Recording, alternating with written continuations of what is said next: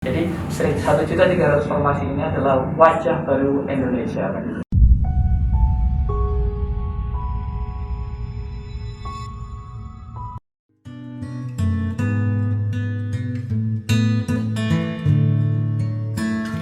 Assalamualaikum warahmatullahi wabarakatuh. Salam sejahtera bagi kita semua. Shalom, Om Swastiastu, Namo Buddhaya, salam kebajikan. Alhamdulillah senang sekali pada pagi hari ini saya bisa berjumpa kembali dengan teman-teman semua.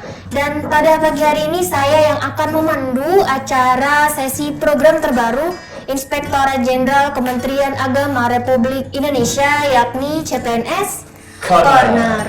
Ya, pada sesi kali ini kita telah kehadiran seorang tamu spesial, yakni seorang CPNS tahun anggaran 2019 yang pada pagi hari ini akan menceritakan kisah, kemudian tips, trik, serta sedikit menanggapi terkait rencana penyelenggaraan calon ASN tahun 2021.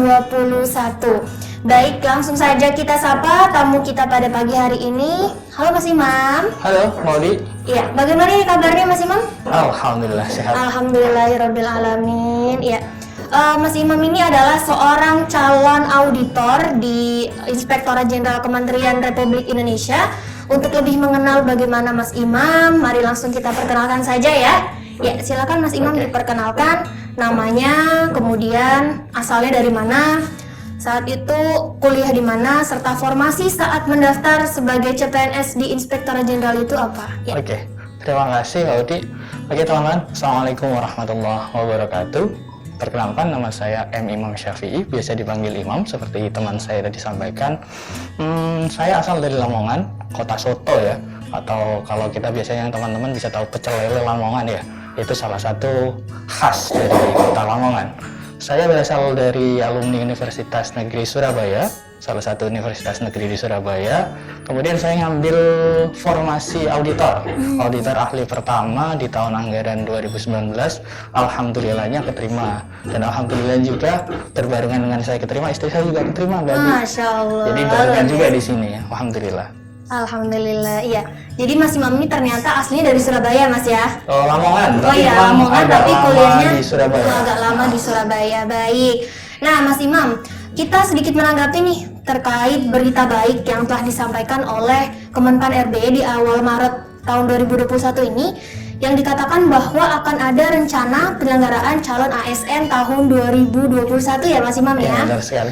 Dan seperti yang telah diinfokan bahwa sepertinya ada 1.300.000 formasi yang akan dibuka, diantaranya adalah 1 juta untuk formasi guru dan 300.000 untuk non-guru, begitu ya Mas Imam ya? Nah, terkait rencana penyelenggaraan calon ASN tahun 2021, sebelum kita masuk ke sana, ada yang mau saya tanyakan nih Mas Imam? Iya. Apakah menjadi seorang ASN ini adalah cita-cita Mas Imam gitu sejak dulu? Kalau dibilang cita-cita sih belum ya, karena memang dari awal saya dari kampung ya, anak kampung sederhana yang cuma bisa menikmati akses pendidikan itu ya memang sangat terbatas kan gitu. Akhirnya saya berani untuk keluar dari desa, mulai merantau, dan kemudian tidak pernah terbesit cita-cita jadi ASN atau jadi PNS ya. Karena di desa ya sederhana sekali. Dulu saya yang penting adalah intinya kita coba melakukan hal-hal yang bermanfaat, kita memberikan manfaat kepada sesama. Intinya saya juga sangat berminat di dunia pengajaran dulu ya.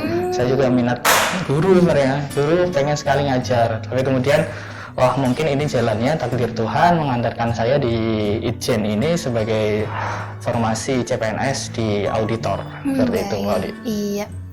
Nah, terkait menjadi seorang ASN, mungkin ini juga sesuatu yang banyak ditanyakan teman-teman semua yang sepertinya akan mendaftar CASN tahun 2021, yakni motivasi apa sih? Motivasi terbesar Mas Imam untuk mendaftar sebagai ASN? Apa yang menyebabkan Mas Imam yakin, oke, aku harus jadi ASN gitu? Itu apa Mas?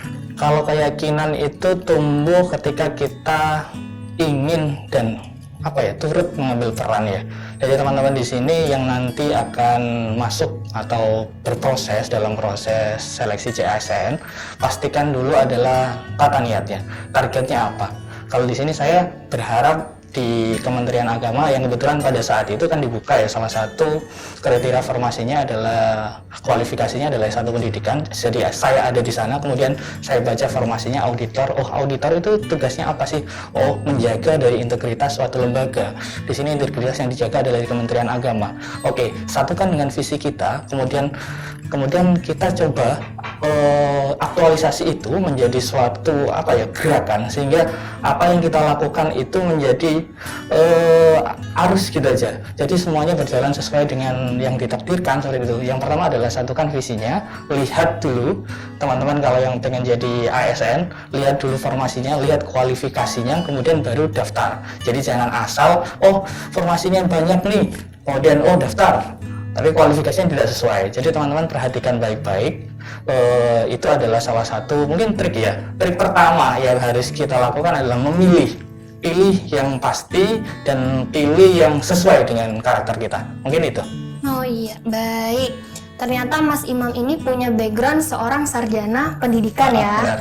Nah, mungkin ada pertanyaan nih dari teman-teman. Kenapa kok bisa ya sarjana pendidikan mendaftar pada formasi auditor? Yang notabene auditor itu kan terkenal dengan orang-orang akuntansi, orang-orang ekonomi, serta orang-orang manajemen. Nah, memang bisa ya Mas ya, ternyata sarjana pendidikan itu mendaftar sebagai auditor. Apa memang ada kualifikasi tersendiri atau bagaimana nih Mas? Oh iya, kalau kita teman-teman nanti pasti ada pengumuman dari tiap kementerian. Salah satunya adalah satu formasi, kemudian adalah kualifikasi pendidikan apa yang dibutuhkan Mbak Odi. Jadi di situ auditor salah satu kualifikasinya adalah S1 pendidikan.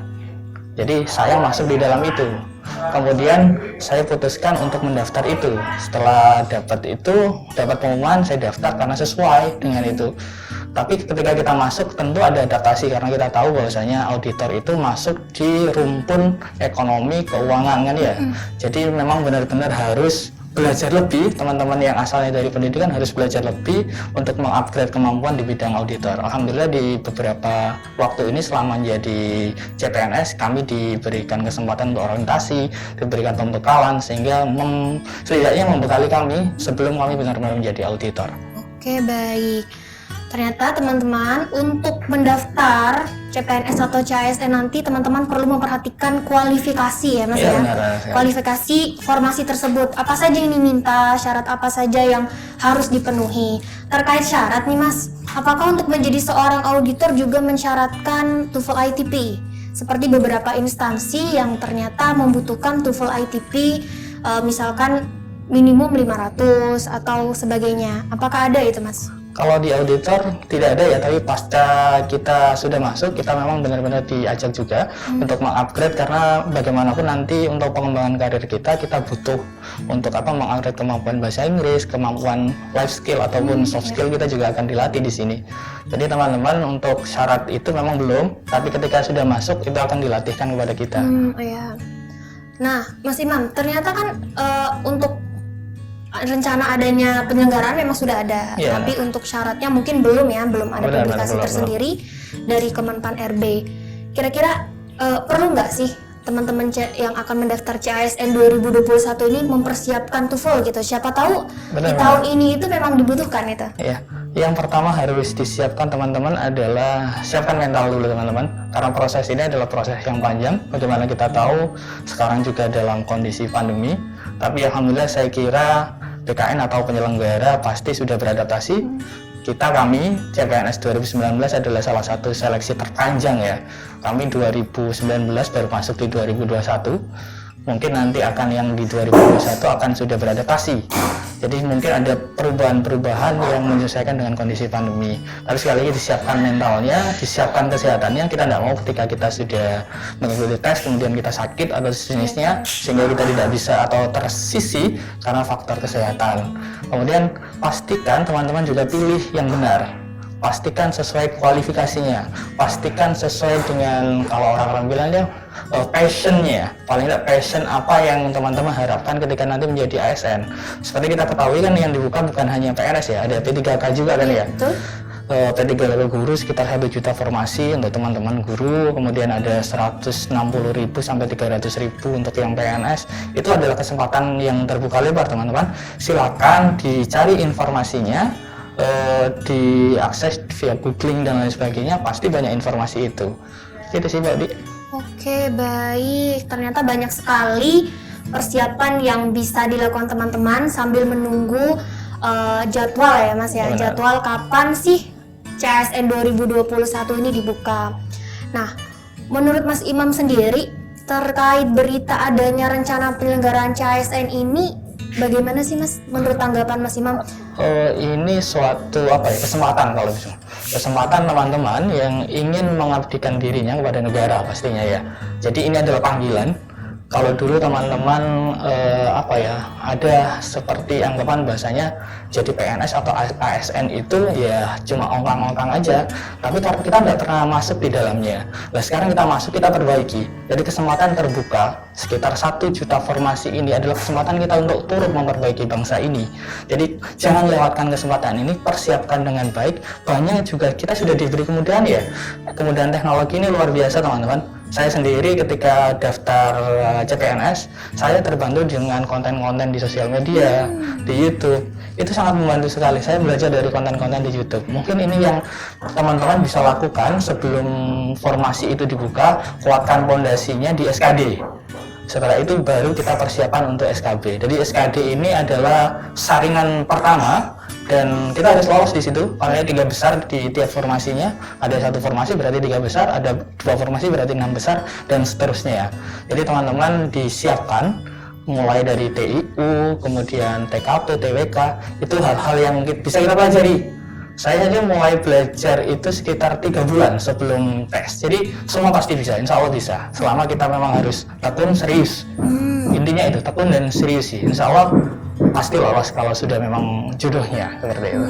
Iya. Berarti memang terkait persiapan itu sendiri perlu dipersiapkan secara matang ya Mas ya. Kita tidak perlu melihat kapan sih jadwalnya baru kita persiapkan, tapi bisa kita persiapkan sejak sekarang. Karena memang benar-benar harus melihat kesempatan Mas ini ya Mas ya, apalagi dibukanya sebesar 1,3 juta. Benar. Begitu. Nah, teman-teman, ada yang sedikit ingin di-sharingkan nih dari Mas Imam terkait bagaimana proses ya sampai SKB ya Mas ya, yang membedakan proses SKB di Kementerian Agama mungkin dengan instansi yang lain. Dari segi wawancara atau yang lainnya. Nah, kalau teman-teman nantinya berminat untuk mendaftar di Kementerian Agama, pertama memang seleksi pertama adalah di SKD ya, kompetensi dasar, sama kita mengerjakan soal secara CAT. Jadi semuanya langsung real time, hasil pun keluar pada saat itu, sehingga teman-teman akan mengetahui kapasitas teman-teman di situ. Jadi dipastikan adalah targetnya adalah teman-teman lolos 3 besar ya. Kalau formasinya 1, kalau 2 dan seterusnya seperti yang saya jelaskan tadi. Kalau di kami di SKB kemarin kita ada 3 tahapan kalau tidak salah. Yang pertama adalah kita ada praktik kerja. Kalau teman-teman di auditor kemarin, auditor itu kita ditanyain beberapa hal mulai dari SPIP ya, kemudian sistem pengawasan internal pemerintah, kemudian kita ditanya tentang UU ASN, bagaimana kita tahu tentang ASN itu apa, tugasnya apa, kita ditanya tentang itu. Kemudian kita masuk ke tahap berikutnya ada psikotes. Psikotes ini tujuannya adalah pertama mengetahui sisi kita, dan kemudian ada juga di situ poin-poin yang berkaitan dengan radikalisme, kemudian ekstremisme di situ ada. Jadi benar-benar di Kementerian Agama diseleksi itu. Kemudian teman-teman bisa diwawancara, kita ditanyakan tentang mulai dari aktivitas kita, kemudian moderasi beragama. Itu benar-benar ditanya ya teman-teman. Kalau masalah moderasi beragama teman-teman bisa belajar karena itu sangat mencerahkan. Ternyata ada buku sakunya, teman-teman bisa googling, cari aja buku saku moderasi beragama. Itu mungkin akan jadi bekal ketika teman-teman nanti sudah lolos untuk menuju SKB. Jadi itu ada 3. Yang pertama adalah praktik kerja, kemudian ada psikotes, kemudian ada wawancara kalau di itu mungkin. Iya. Wah, luar biasa ya. Ternyata dari proses SKB atau tes yang terakhir saja sebanyak itu gitu. Maka dari itu teman-teman sangat butuh untuk melakukan persiapan sejak dini. Seperti itu. Nah, Mas Imam, dilihat dari banyaknya tes saat SKB nih ya, ternyata tes seleksi CPNS itu tidak hanya membobotkan pada kemampuan akademik saja benar. Tapi juga ada kemampuan non akademik atau soft skill kita juga diuji gitu di situ. Bisa diceritakan nggak Mas Imam supaya jadi semangat nih buat teman-teman yang masih kuliah bahwa ternyata organisasi, kemudian komunitas, kontribusi kita untuk masyarakat ternyata itu juga bisa diujikan nanti ketika kita mendaftar sebagai ASN. Iya, jadi ketika tes di SKB itu ditanya aktivitas apa yang kita lakukan sehingga memberi dampak pada masyarakat. Mulai dari hal sederhana, mungkin teman-teman ada yang aktif nih sebagai remaja masjid, remaja musola, itu merupakan poin lebih ketika teman-teman melamar sebagai ASN karena teman-teman sudah melakukan sosialisasi dengan baik dengan masyarakat. Kemudian teman-teman yang di kampus aktif di organisasi itu juga akan menjadi nilai lebih ketika teman-teman sudah bekerja, adaptasi itu akan lebih mudah karena teman-teman sudah punya pengalaman untuk berinteraksi dengan sesamanya. Itu teman-teman. Jadi soft skill itu diperlukan untuk menyupport teman-teman selain keterampilan untuk lolos di SKD. Tapi sekali lagi pastikan dulu lolos di SKD, kemudian kita kuatkan di SKB. Jujur saya kemarin di SKD itu peringkat sepertiga ke bawah, paling bawah ya. Jadi alhamdulillah juga akhirnya dapat lolos yang di 22 formasi itu. Jadi benar-benar teman-teman jangan jangan takut, tetap berdoa, doanya jatuh yang kencang kan gitu ya. Jangan lupa juga minta ridho dari orang tua yang pasti itu. Ya, itulah ya teman-teman, ternyata kontribusi kita selama mungkin ketika di kampus atau ketika kita ada di masyarakat itu sangat berkolerasi ya dengan jabatan yang nanti akan kita pegang gitu sebagai seorang ASN, karena ASN itu sendiri kan adalah abdi negara yang mengabdi untuk negeri. Maka dari itu Kementerian Agama pun melihat bagaimana nih kontribusi teman-teman sebelumnya sebelum menjadi seorang ASN, apakah teman-teman sudah punya kontribusi tersendiri untuk di lingkungan teman-teman, begitu ya Mas ya. Oke, baik, ada satu pertanyaan nih Mas terkait background pendidikan Mas Imam. Mungkin ini juga yang sering teman-teman tanyakan di sosial media tentang gelar S2 ya. Ternyata Mas Imam ini sudah selesai magister ya. Pendidikan ya Mas ya? Manajemen pendidikan. Oh, manajemen pendidikan, yang berarti sudah punya ijazah S2 ya Mas ya? Sudah. Tapi ketika mendaftar sebagai auditor yang digunakan itu ijazah S1 atau S2, dan bagaimana nasib ijazah S2-nya gitu Mas Imam? Iya, ini yang juga sama jadi pertanyaan teman-teman yang sudah ambil formasi itu dengan menggunakan kualifikasi S1. Jadi memang kalau sekarang kan kita mengambil rumpunnya adalah di rumpun akuntansi keuangan ya. Jadi yang terkait kualifikasi yang dipakai adalah kualifikasi ketika kita daftar. Kita daftar berarti saya ambil yang di formasi S1.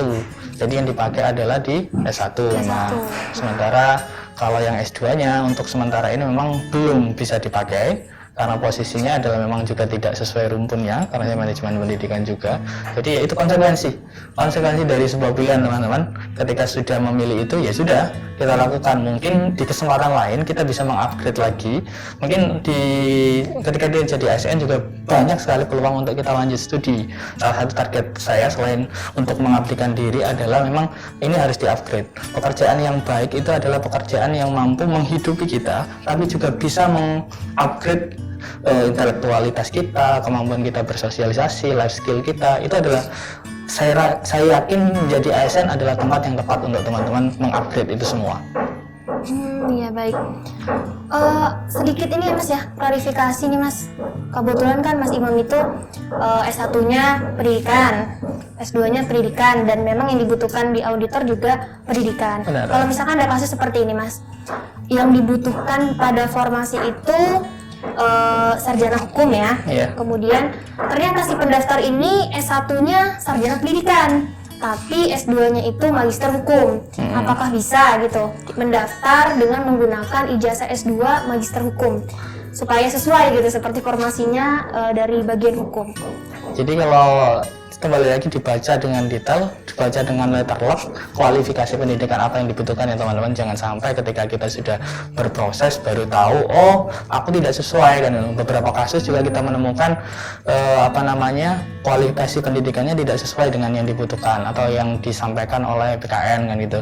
Itu akan menjadi penghambat mungkin bisa jadi kita tidak lolos dan lain sebagainya. Pastikan baca dengan detail. Oh, kebutuhannya misal S1 pendidikan aja, atau ada keterangan pendidikan ekonomi atau apa dan lain sebagainya. Teman-teman pastikan itu dengan baca dengan detail, jangan sampai tidak sesuai dengan kualifikasi yang telah disampaikan di pengumuman. Jadi nanti tiap-tiap kementerian akan menyampaikan formasinya apa saja, kualifikasi pendidikannya apa saja. Teman-teman baca, kemudian aku sesuai daftar di situ. Tapi aku tidak sesuai, jangan daftar di situ. Karena itu secara administrasi mungkin teman-teman akan langsung gagal kan itu. Pastikan teman-teman, pastikan dengan baik, baca, kemudian resapi dulu, aku sesuai nggak formasi ini, oke, aku daftar. Jadi jangan sampai ada case juga yang kemarin di Kementerian Agama baru masuk, kemudian ini bisa pindah nggak? Kalau kan kita dari awal sudah tanda tangan 10 tahun kita tidak boleh mengajukan pindah kan gitu ya. Memang diperhatikan baik-baik, difahami prosesnya supaya teman-teman tidak salah pilih seperti itu. Iya, wah luar biasa ya. Ternyata untuk sebelum sampai ke tahap SKD ataupun SKB yang paling penting diperhatikan adalah ketika proses administrasi ya, karena ketika nanti administrasinya berantakan, teman-teman tidak akan lolos, tidak akan pernah mencoba bagaimana rasanya SKD ya Mas ya. Jadi sebelum teman-teman daftar, perhatikan, baca baik-baik kualifikasinya seperti apa, syaratnya apa saja. Jangan sampai nanti teman-teman baru sadar ketika tertolak di bagian administrasi begitu ya. Oke, sudah luar biasa nih Mas Imam tentang ceritanya, bagaimana berproses hingga sampai saat ini, kemudian apa yang perlu dipersiapkan teman-teman juga Mas Imam sudah ceritakan. Satu yang terakhir nih Mas ya, bisa nggak Mas Imam kasih closing statement nih supaya teman-teman semakin termotivasi, semakin semangat untuk mempersiapkan seleksi di CASN 2021. Bagi pemirsa YouTube Itjen Kemenak, yang pertama harus kita lakukan dan kita tunggu ya. Sambil menunggu itu apa yang kita siapkan? Belajar. Pasti belajar, karena seleksi yang terdekat adalah mungkin seleksi kompetensi dasar yang itu membutuhkan kecermatan, ketelitian, dan memang harus dilatih. Kalau teman-teman tidak mempersiapkan dengan baik di situ, kemungkinannya ya kita nggak akan lolos. Yang pertama adalah siapkan administrasi, pastikan daftar sesuai dengan formasi atau kualifikasi yang dibutuhkan. Kedua, siapkan mental. Kadang kita sudah siap secara aku bisa ngerjain TU, aku bisa ngerjain TWK, aku bisa ngerjain TKP, tapi ketika tes mental drop, hancur nilainya di situ. Jadi benar-benar disiapkan. Jadi teman-teman yang ini adalah kesempatan untuk bareng-bareng mengabdi, bareng-bareng memberikan yang terbaik untuk Ibu Pertiwi. 1.300.000 formasi ini adalah bukan hanya untuk tujuannya adalah supaya aku nyaman, bukan, tapi ini adalah bentuk pengabdian kita, bentuk perubahan yang akan kita lakukan untuk Indonesia. Jadi 1.300.000 formasi ini adalah wajah baru Indonesia kan gitu. Jadi pastikan teman-teman daftar dan pastikan pilih yang terbaik, pastikan jalan pengabdian ini adalah jalan ninja kalian kan gitu ya. Mungkin itu. Iya. Wah, terima kasih nih Mas Imam telah memberikan closing statement yang luar biasa ya. Semoga teman-teman di luar yang ingin mendaftar CASN 2021 tetap semangat, semakin bersemangat ya. Amin. Nah, jadi dari sekian cerita Mas Imam tadi bisa disimpulkan bahwa semua itu tidak tergantung seberapa besar kemampuan kita ya, tapi seberapa besar kemauan kita. Jadi kalau teman-teman memang punya kemauan yang besar, usaha dan doa juga sudah maksimal, insya Allah pasti akan Allah beri ya. Amin. Iya, terima kasih Mas Imam atas waktunya telah sharing dengan teman-teman yang telah nonton di channel Itjen Kemenak ini. Semoga apa yang disampaikan Mas Imam ini bisa menjadikan sebuah bekal untuk persiapan seleksi CASN tahun 2021. Semangat berprogres teman-teman, semangat terus nikmati prosesnya. Semoga kita bisa saling menjadi keluarga ASN ya Mas ya, keluarga ASN yang mengabdi untuk negeri seperti itu. Alhamdulillah. Terima kasih sekali lagi Mas Imam. Jangan lupa teman-teman untuk selalu saksikan program CPNS Corner di channel Inspektorat Jenderal Kementerian Agama Republik Indonesia setiap hari Kamis jam 10 pagi seperti itu. Jangan lupa juga untuk subscribe, share, and like tayangan ini. Oke, baik. Akhirul kalam. Wassalamualaikum warahmatullahi wabarakatuh. Waalaikumsalam warahmatullahi wabarakatuh.